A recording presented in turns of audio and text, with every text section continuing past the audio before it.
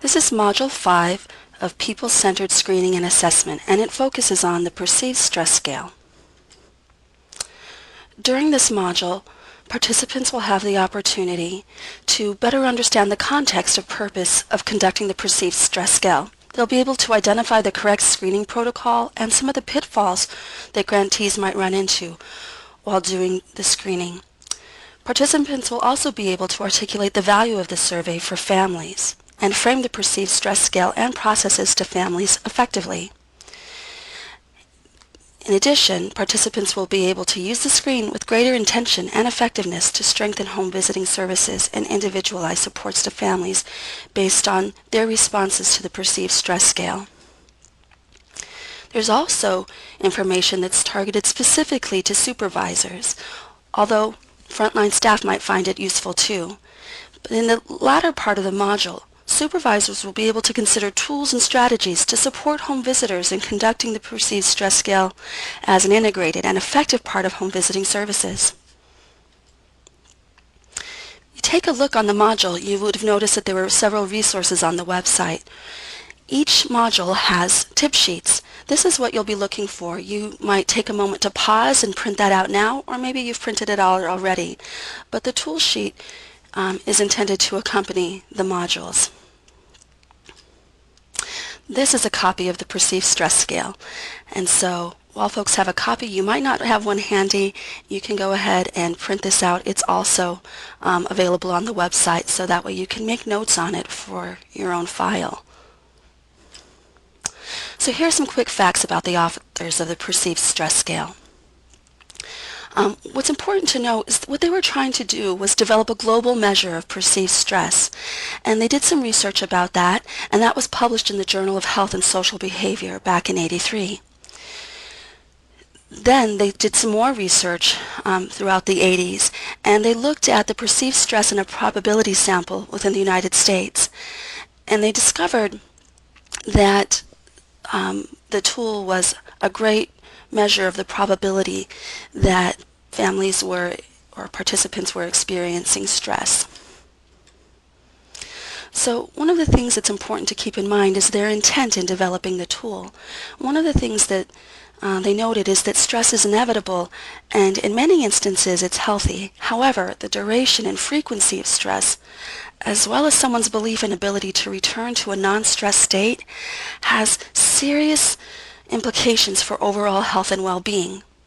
Questions in this tool were designed to measure how unpredictable, uncontrollable, or overloaded respondents find their lives, and this gives insight into the family and also to the home visitor about whether or not there may be an unhealthy stress pattern.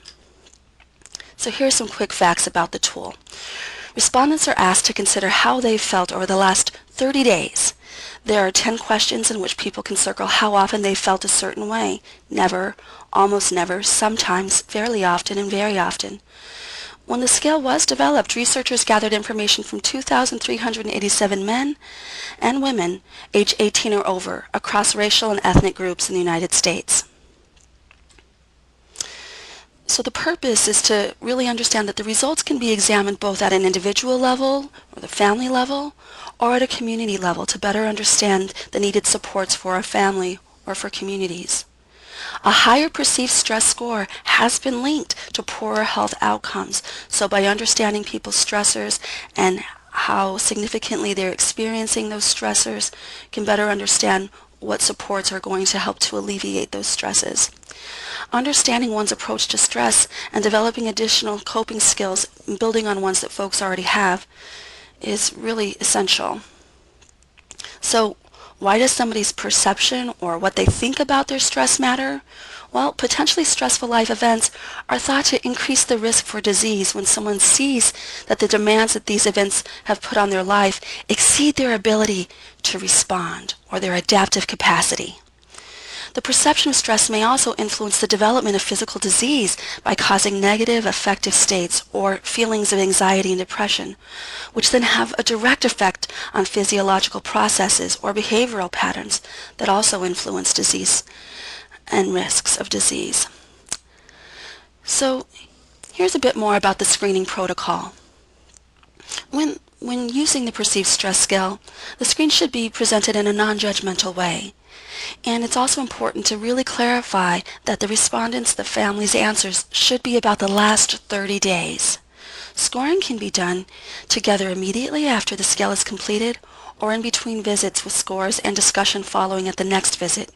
You can ask the parent which approach they prefer or make a recommendation based on their reaction and other goals for the home visit. Remember, for questions 1, 2, 3, 6, 9, and 10, scoring is as follows. Never receives a 0, almost never a 1, sometimes a 2, fairly often a 3, and very often a 4. For questions 4, 5, 7, and 8, scoring is as follows.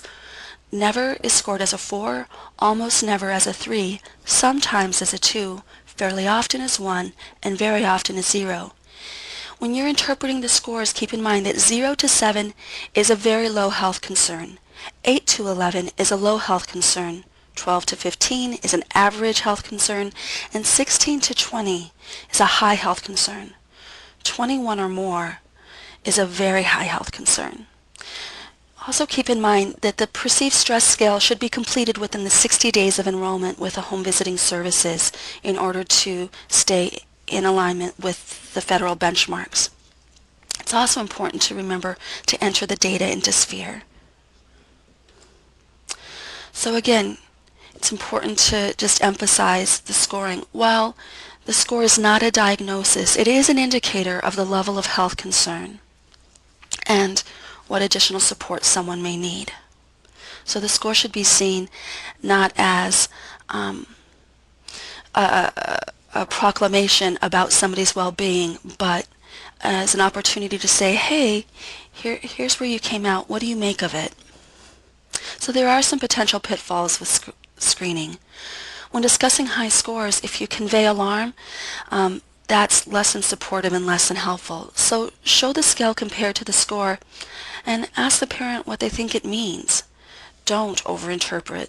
As I said, this is not a diagnostic tool. Simply explain that high stress impacts health and encourage the family member to share any connections she or he sees to their health and the score.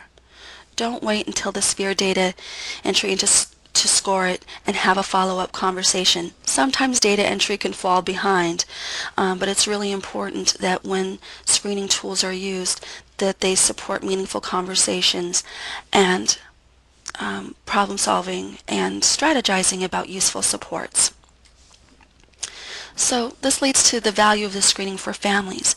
Screening creates an opportunity for open dialogue about stress and may uncover some unmet needs that a family can get support around. This may be support that can be provided in-house through home visiting services or other services offered by your agency, or it may be an opportunity to partner with other service providers in the community to follow up on concerns that may come out of doing this screen. With this follow-up and the meaningful conversation, it can increase a family's buy-in to home visiting because it helps the family take part in setting the agenda for the home visit. They've identified the needs. It's based on their responses. It's based on their story. When we introduce the perceived stress scale early in a home visiting relationship, the tool can normalize that all families experience stress, and by normalizing, this can be a catalyst for building off of the existing helpful coping strategies a family has and strengthening that, as well as building additional capacity to deal with stressors. Completing the perceived stress scale can strengthen services. The perceived stress scale provides an opportunity to understand how a family sees their own strengths and challenges in managing stress. If a perceived stress score is high and a family believes that their health or child's health is being impacted by the stress, their ability to identify a need for change can build motivation for problem solving. If a family is concerned about the score, this may be a chance to explore if there is something that seems out of the ordinary or part of life. Either way, it's an opportunity to present folks with an opportunity to weigh the pros and the cons of current approaches and consider additional strategies for managing stress or stressors. If the level of stress within the last 30 days is unusual, then the parent and home visitor can discuss if a stressor is time-limited or likely to be ongoing so that they can problem solve accordingly. Sometimes short-term and long-term coping strategies differ. Picking a short-term strategy for a long-term problem or a long-term strategy for a short-term stressor leads to frustration and may become a barrier to engagement. As in, I don't know, I talk and talk with my home visitor about this, but nothing's getting better. And so if a short-term strategy is, I'm going to just deal with this, but it's a long-term problem, then it's an invitation to explore more rigorously opportunities and options that a family might consider to manage the stress. If the stress level in the last 30 days is the family's norm, and the score is concerning to the family, then helping the family envision what a new norm looks like can be inspirational, particularly if they build the vision based on their own ideas, beliefs, values, and strengths. In addition, motivation to change is linked to desire, ability, reasons, and needs to make change, as well as their commitment, action, and willingness to take steps. How someone perceives their stress can help home visitors understand their readiness for change and the factors impacting their desire, ability, reasons, and needs. Even when desire to change or address goals is high, stress can impact a family's belief in their ability to be successful. Knowledge of someone's perceptions of stress can help the home visitor set a pace for goal setting that is more realistic and individualized to a family's needs. Sometimes when a parent has a chance to step back and take inventory of the amount of stress they are experiencing, their reason to make a change may become clearer. In that way, having a conversation about feelings and thoughts about stressors may actually help a parent get clearer about why change is important and what makes sense as a next step. Framing the perceived stress scale for families is important. Our attitudes and beliefs about a tool can definitely be picked up by families. So it's important to both communicate in our verbals and our nonverbals the importance of the family. And here's some suggestions about ways you might frame it. Families sometimes struggle to know if they're coping well or not. This is a chance for them to see where they're at. They might find relief in having a conversation that you initiate through the screening process. The following slide will talk a little bit more about some talking points. The talking points aren't intended to be memorized. Instead, they're a guide for some key points that are helpful to make to families to help you develop effective communication. But as always, use your professional discretion as well as a voice that's your authentic voice, your authentic way of being with other people. So, one of the things that is really important to convey when talking about stress is compassion. So here's a suggested way to frame that message. Everyone experiences stress sometimes, and how we deal with it can depend a lot on the situation. I'm going to spend some time talking with you about your feelings and thoughts over the last 30 days related to stressors, so I can better understand how things are going for you and how I can be helpful. Another important message is really around transparency and just being open and clear. Folks and families in particular who have had relationships where there hasn't been a lot of trust with professionals are leery if they don't know the reason why they're being asked certain questions. And here's some messaging to kind of get at that concern. We ask everyone who participates in home visiting in Wisconsin these questions because I can be more helpful to you and your family if I understand how you feel and think about how you're dealing with stress. We also want to make sure to emphasize a family's autonomy, or the fact that they ultimately have the choice about what happens in their family. By keeping families firmly in the driver's seat, it sends that message that we know that families have what it takes to address the things that they want to address in their life. And here's a simple message around that. Would you like to complete this first by yourself and then have a conversation about it, or go through it together and talk about your responses? In those simple ways of negotiating how it is a tool will be used, we give parents the strong message that we're here to support them, not to direct them. Throughout this, we'll also have some videos showing a little bit more of a demonstration about how this works. But those will come later. Now let's talk a little bit about some of the quick facts about adults in the United States and how people are responding to stress.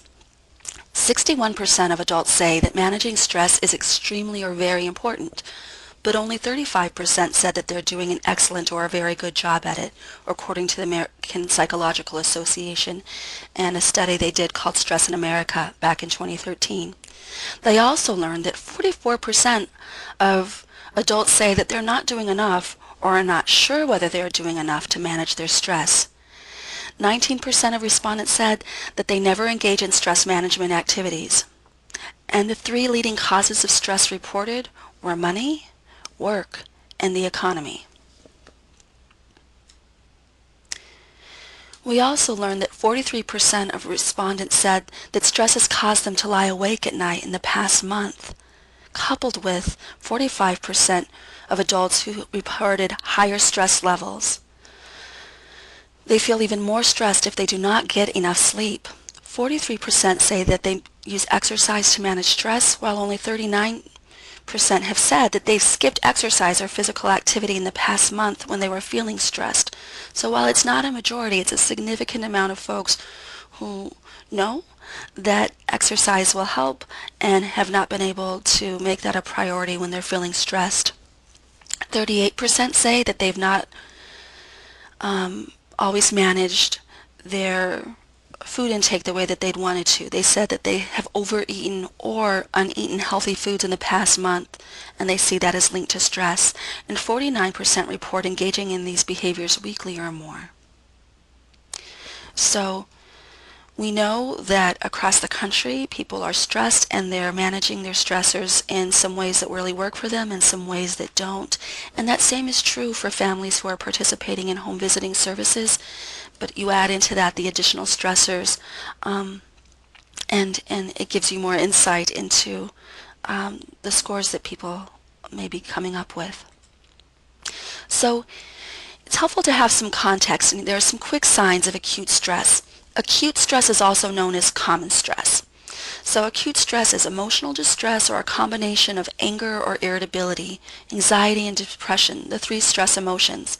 A common stress may cause muscular problems, tension headache, back pain, jaw pain, and the muscular tensions that lead to pulled muscles as well as a tendon or ligament problems.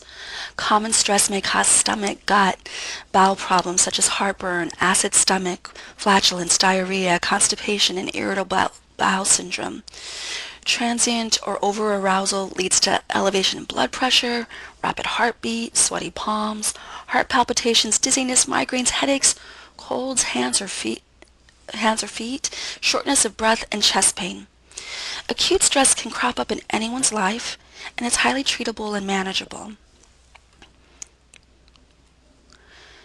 So there are also some signs of episodic acute stress that are identified by the American Psychological Association. When people experience acute stress routinely, that's when it's episodic acute stress and moves beyond common stress. So when people suffer from this, their lives are more disordered. They're often in a rush but feel like they're running late. They may take on too much or have too many irons in the fire and struggle with organization. They're commonly over-aroused, short-tempered, irritable, anxious, and tense. Another form of episodic acute stress comes from ceaseless worry. People with this symptom may see the world as a dangerous, unrewarding, punitive place where something awful is always about to happen.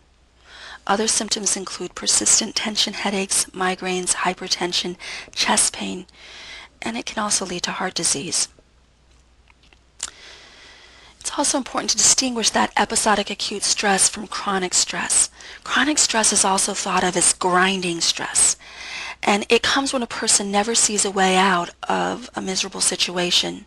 Some chronic stresses stem from traumatic early childhood experiences that become internalized and remain forever painful and present. Chronic stress can be ignored because it is old, familiar, and sometimes almost comfortable becomes the norm. But because physical and mental resources are depleted through long-term attrition, the symptoms of chronic stress are difficult to treat and may require extended medical as well as behavioral treatment and stress management. Traumatic stress, which we alluded to in the last slide, is also important to distinguish, and Dr. Connie Lillis helps people understand it through the neurorelational framework in this way. She talks about it as an inability to recover from stress and functioning in an ongoing state of hypervigilance, which is associated with anxiety, rage, and depression. If experienced during the early years and left untreated, it may negatively impact I have to redo this slide. While we alluded to traumatic stress in the last slide that was about chronic stress, it's important to understand some of the distinguishing factors. Dr. Connie Lillis, co-author of the Neurorelational Framework, describes traumatic stress in this way, and she helps us understand it in terms of patterns of stress that people can come into and have an inability to recover from, which impacts functioning. It can lead to an ongoing state of hypervigilance, rage, or depression. And if experienced during the early years and left untreated, it may negatively impact brain development on multiple levels, both in terms of executive function, regulation, sensory, and mental health. So let's try to understand more about stress and stress responses. So in your resources section, you'll find a sleep and awake cycles handout. There's a screenshot here. You're not intended to be able to read that, but that's just to cue you to know that you're using the right handout associated with this section. And let's just take a quick spin through this resource, but know that more time with it I think will be helpful. The idea here is that there are four states that people may find themselves in. One, the first is the green section, and when in the green section, you can imagine this in a way that Connie describes it as kind of, being in a car. So imagine, your foot's on the gas, you're going at a good speed, you're going at a speed that is right with the flow of traffic around you. You're moving forward, you're able to appreciate somebody else who's in the car with you, enjoy the conversation, still have everything be safe and good while you're driving. You're able to check out the scenery and really enjoy the drive. And this green zone is the zone where we can learn, where we can teach. It's really operating from our best place. And it's foundational to building healthy relationships. Sometimes there are things that happen that put us in the red zone, and the red zone, think about that as 0 to 60 in under a minute. You're on the freeway, you are not going with the flow of traffic, you're speeding along, your system is flooded. The extreme end of this is rage, but it can also be a very typical response. So there are moments that require us to be able to respond very quickly. We see a snake, we feel some stress, we may jump back, right? The next section is the blue section, and the blue zone is, think of that more as people's opportunity to chill out. So we all need opportunities to kind of restore and replete ourselves when we're feeling stressed. So for some folks that might be a hot bath, that might be chilling out with a book, that might be listening to some music and putting those headphones on. And those are typical and healthy ways that we can deal with stress. And some of that is important to stay regulated. The extreme end of that is to become very withdrawn or to become very depressed. And so again, it's important to note that it's not that it's problematic to sometimes be in any of these zones. It becomes problematic when it becomes something other than the green zone becomes our more normative state. And then the final column all the way to the right is the red-blue combo zone. And you can think of that zone as a state of hypervigilance, which is often associated with folks who have more anxiety. So in that situation, if you again think of that car metaphor, you're not cruising along the highway and everything's groovy like in the green zone. You're not speeding down the highway like in the red zone. You're not stuck in the driveway or leagues behind the rest of traffic going under the speed limit like in the blue zone. In the combo red-blue zone, what's happening, if you continue to use that driving metaphor, is that you're hitting the gas, hitting the brakes, hitting the gas, hitting the brakes. So there's a herky-jerky kind of flow to that. It's the person in traffic that everybody tries to switch lanes from, right? And so it's important to note when these different stress responses are occurring as situations versus as the norm. And one of the great things about this tool that Dr. Lillis has allowed us to use is that it helps us look in a very concrete way at behaviors and what that might be saying about stress responses. So it's important to note that the perceived stress scale is really focused on measuring stress in parents and families, primary caregivers. But stressors also have an impact on children. And some of the ways that the Centers for Disease Control recommend managing stress with children are the following ways: by maintaining a normal routine, talking, listening, and encouraging expression, watching and listening, reassuring, and making sure that you're connecting the child with others, so that way relationships are providing that healing touch.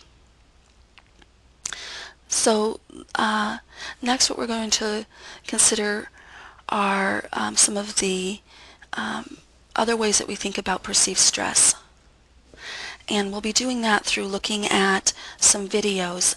There's a video demonstration, and take a moment to look at that. Sophia, so I'm glad to meet with you again today. I hope things are going well for you. How are things going? Pretty good, I think. Yeah? Yeah. Excellent. So today we had talked last time that you wanted to make sure that we spent some time talking about routines, and so we can definitely do that. And then you'd said you were also doing some thinking about kind of making toys, and we might want to just spend some time. So I brought a few things, and we might do a scavenger hunt a little later and look around and see if there are things that we can make toys out of. Okay. And then the other thing I wanted to connect with you about is just how things are going in terms of stress. And we do a perceived stress scale with everybody that we work with, and like to fit that in too. Do you care which one we do first? I think just do this first. Okay, so I'm going to explain it to you a little bit, and then we can get into it. Does that work? That works. All right. So basically what this does is it looks at your thoughts during the last month. So sometimes I can't remember what I ate yesterday, but I'm asking you to remember how you've been feeling for the whole month. Okay. And then in each case, we'll be asking whether it happens never, almost never, sometimes, fairly often, or very often. Okay. And there's no magic answer in terms of what's very often or what's, almost never. It's really your gut check on that. Okay. Does that make sense? That makes sense. And so there are just 10 questions, and then afterwards what we'll do is we'll go through it, and we'll talk about it. Any questions? No. All right, excellent. So as you just looked at this little video vignette, here are a couple of questions to think about. What were some of the strengths of how the perceived stress scale was introduced? What else might you add to strengthen how the scale is being offered? In the next video, we're going to look a little bit more at going through the perceived stress scale. So if we kind of look along at this together, the first question is looking at just this last month, how often you've been upset because of something that happened unexpectedly or out of the ordinary. Would you say that you've been upset never, almost never, sometimes, fairly often, or very often? I would say fairly often. Okay, so we're going to go ahead and circle that, and if you want to circle it on yours too. Or do you want to just keep this copy? How would you like to do it? Because I know you're breastfeeding right now. It's hard to write and... It is. I would rather have just maybe the copy. Okay, that sounds good. The next one says, in the last month, how often have you felt that you were unable to control the important things in your life? For me, very often. Yeah. And then the next one says, in the last month, how often have you felt nervous and stressed? A lot lately. A lot, okay. So maybe very often. Very often, okay. In the last month, how often have you felt confident about your ability to handle personal problems? I would say fairly often. Fairly often. So while you're feeling pretty stressed, fairly often you're really able to handle it. Right, yeah. Okay. In the last month, how often have you felt that things were going your way? Ooh, yeah, maybe sometimes. Sometimes. So it sounds like, you're getting a strong reaction to this one, that maybe not as often as you'd like are things going your way. Yes. Okay. The next question says, in the last month, how often have you found that you cannot cope with all the things that you had to do? Very often. Yeah. The next one, number 7, says, in the last month, how often have you been able to control irritations in your life? Those things that get on your last nerve. Oh, yeah, very seldom, so sometimes. Sometimes, okay. And then question number 8 says, in the last month, how often have you felt that you were on top of things? Probably almost never. And then it says in number 9, in the last month, how often have you been angered because of things that were outside of your control? So things really went beyond getting on your nerve and it really made you angry. Yeah, for me I would say very often. Okay. So. And then said, the last one is, in the last month, how often have you felt the difficulties were piling up so high that you could not overcome them? I would say very often still. So as we've gone through this together, I'm wondering if there are some observations that you've made as we've talked about it and you're kind of saying out loud where you're at with things. As you reflect on that vignette, consider what skills or strategies were used to follow the protocol and keep the process warm and supportive. And what skills or strategies do you use already to integrate screening for perceived stress as the natural part of a home visit? In this final video clip, you'll have an opportunity to think about how you share and discuss the score with a parent. Yeah, so any observations for you, Sophia?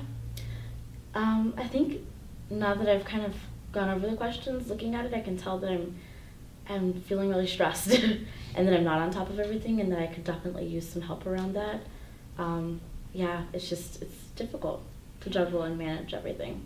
And when you think about the things that are the most challenging to juggle, is there anything new that's making that particularly hard, or can you point to one thing, or is it not just one thing? I don't think it's just one thing. I think part of it could be just added stress, adding another child to the mix, and it's just hard to kind of relearn some of those things, and so I feel like I'm in a little bit of a learning curve. Yeah. So it's just hard to manage everything with personal life and work and babies, and hard. Yeah, so even though you have a lot of experience under your belt as a mother, adding a new baby and figuring out how that changes the family on top of work, on top of every other responsibility, it's a lot to fit in, and it would be a lot for anyone. Yeah. I guess one of the things I want to say is it's not uncommon, so sometimes when we get in that place where we're really stressed, we can think like, oh man, I'm just not handling my stuff, and we can really take that very personally. And what I want you to know is that we can definitely talk about how to make that work better for you personally, and ideas you have, and I might share some ideas I've seen work for other families. But I just want you to know that you're not alone, and it's not uncommon for new mamas to experience that. Yeah. Thank you. I appreciate that. Absolutely. I think it's, we can put a lot on our own shoulders sometimes and take it on when stuff's hard. Yeah. And we can be kinder to ourselves. Definitely. And I think I'm realizing that, and it's just helped out a lot. Good. So, overall, I can tell you that when folks have if we were to score this, we would see that there are a lot of 4s there for things that are stressful, and it's maybe a bit on the lower end for your coping strategies. Yeah. When you think back to a time that was kind of where you felt like, yeah, I am on top of things, I'm handling it, what were some things that you were doing at that time that really worked for you? I think even like now, thinking of a routine for nursing baby, because that was one of my goals too. I feel like I'm kind of on top of that, and I hadn't been in the past with other babies, whereas now I feel a little more comfortable with it, so that I feel confident and comfortable with. Awesome. So I feel like I'm meeting part of my expectations for myself, and to be a new mom and being able to be on top of breastfeeding it feels good. Yeah, I appreciate you sharing that with me, and it's cool because you were saying that, with some of the things that are going on, it feels like there's that learning curve, but here's one thing that you had a really concrete goal around, and you've got it. You've got it figured out. What's allowed you to have more of that routine now with baby Jordan that's maybe different from how it was before? Yeah, I think part of it could just be maybe a little more time. I've been in different places in my life with the others, and I think now maybe a little more time, and also just feeling a little better about it. I feel like I have more support around it, and that's really helpful too, because in the beginning I don't think I had as much support, and so it's nice to be able to have something to go back to, a resource. So I feel a little more comfortable. Well, and it's interesting because the 3 of the things that I've heard you say make a difference, I wonder if they might work in some of the other areas that are stressful. I've heard you say having time, having it be a focused goal, that for you when you put your mind to something and really think it through, like you come up with good solutions. And the other thing that I heard, and it sounds really important, is that you've got some support around that. What would it take to get some support to keep that focus and time for those other things that feel a little more out of control? I think just being able to ask for help, maybe. And I know I have support systems that I could go to. I just need to be able to not take it upon myself to do everything, and maybe feel a little less stressed if I'm able to reach out a little more. And so maybe I could do a little more of that, and also just taking some time for myself. And I think it's interesting that you mentioned setting a goal too, because I think that I am very goal driven. So if I make that a goal, maybe I can kind of handle some of the stress in my life in that way. Yeah, and so I wonder if it would be helpful for next time when we get together to check in on that as a goal. We can write it down. We can put it here as a reminder to me. We can leave it as a reminder for you too. Hey, I'm going to try to take more time for myself. And you can decide how much that is. Is that 10 minutes a day? Is that half an hour a day? I mean, I don't know exactly how that's going to work for you. And then that second piece of your goal sounds like being able to ask for help, because you're a strong woman. I can tell, as we've gotten to know each other, I can tell you handle a lot. And so asking for help is something that you're working on. Yes. Yeah. When you think about asking for help, what's going to make it more likely for you to feel like, yeah, I can ask for help? Being able to communicate and having some sort of free communication from my support system. So that's something I'll have to work on myself, but I know I have it, and so I know I need to work on just being able to communicate what it is that I need. Yeah. So being able to step back a little bit from the situation enough to say, okay, this is where people can help me out, and letting people know, because it sounds like you trust that people want to be there for you. Yes, definitely. Awesome. All right, so we'll go ahead and we'll write those down. We can add those in. Great. Is there anything else when you think about making that plan work that you also want to make a note of for yourself? Not that I can think of. I think this is a really good starting point. Awesome. Great. So how did the home visitor send the message to the parent or guardian that the perceived stress scale was more than a required exercise or paperwork? What kind of follow-up do the parent or guardian and home visitor each need to do, if any? And how might the information learned in this survey influence how a home visitor works with this parent or guardian in the future?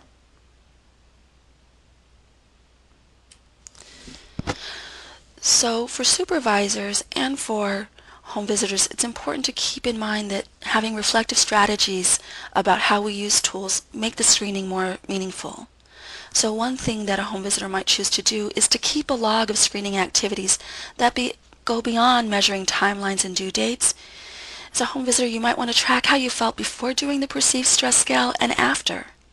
Track how you perceive the family's reaction to completing the perceived stress scale, and consider how your feelings about using a tool might impact a family's responses and reactions to a tool. Make a note of how this information might be useful in building or maintaining engagement. During the home visit, some reflective strategies might include affirming the strengths and efforts to cope, so building on the positive by staying in the moment with someone when they express stress, pain, or frustration about how they're thinking and feeling about stress. It sends a strong message that this isn't just another form or another exercise, but that it was really an opportunity to get to know each other better and work with each other better.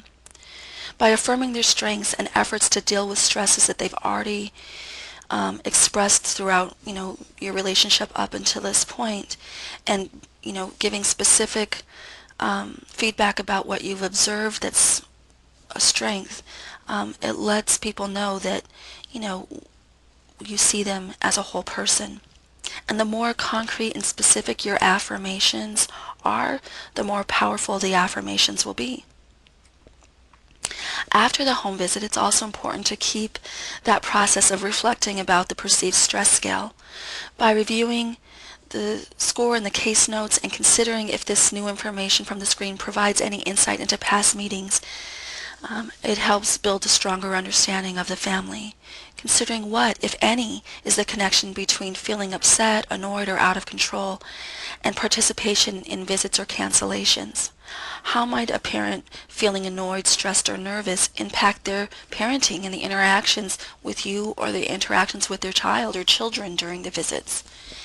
And what kind of progress do you anticipate families making on their goals when they report coping effectively, feeling confident, and having things go their way?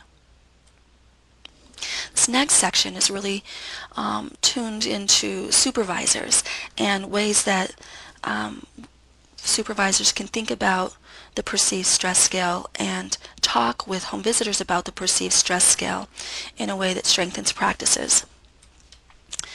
So, workplace environment is really important, and part of creating that successful workplace environment for screening and assessment is preparing staff to be successful. So by promoting stress management and employee wellness in your own policies, procedures, and practices, it creates that parallel process and that strong foundation for home visitors to be talking with families about stress. It's also important to understand how the scoring works and make sure that staff understand too. So remember that questions 1, 2, 3, 6, 9, and 10 are scored differently than questions 4, 5, 7, and 8. And in interpreting the scores, again, a 0 to 7 is a very low health concern, 8 to 11 is a low health concern, 12 to 15 is an average health concern, 16 to 20 is a high health concern, and 21 or more is a very high health concern.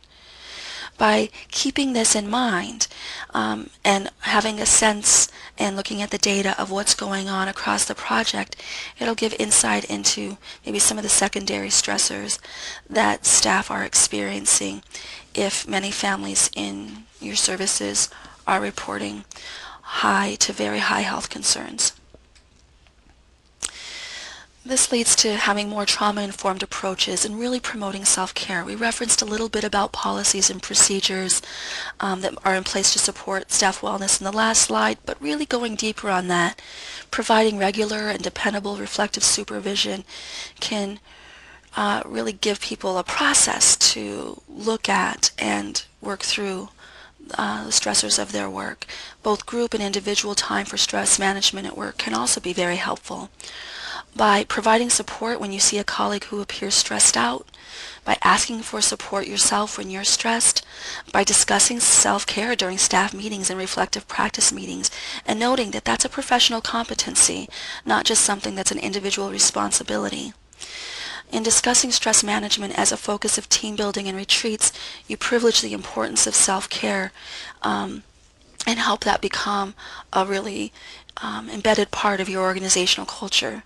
By providing support through conversations about parallel process and drawing those connections to how we manage stress and how we coach, support, and teach families to build on their ways of managing stress, and how supervisors support staff in doing that, it really has that consistent support that's needed in order to deal with stressful situations. And by providing that support through professional development efforts that emphasize self-care as a professional competency, again, you elevate self-care from being simply an individual responsibility that people have to figure it out on their own to something that is understood as a core professional expectation that isn't just expected but is also supported. Another way to think about it beyond environment is thinking back to the recruitment process and in considering, how transparent are you being with incoming home visitors that this role can be stressful and demanding. Consider adding an interview question that explores with a potential home visitor how they handle workplace stressors. Red flag responses might include somebody saying, "I don't get stressed, I just let it go," or by bashing a previous supervisor or coworker in their explanation of how they deal with stress.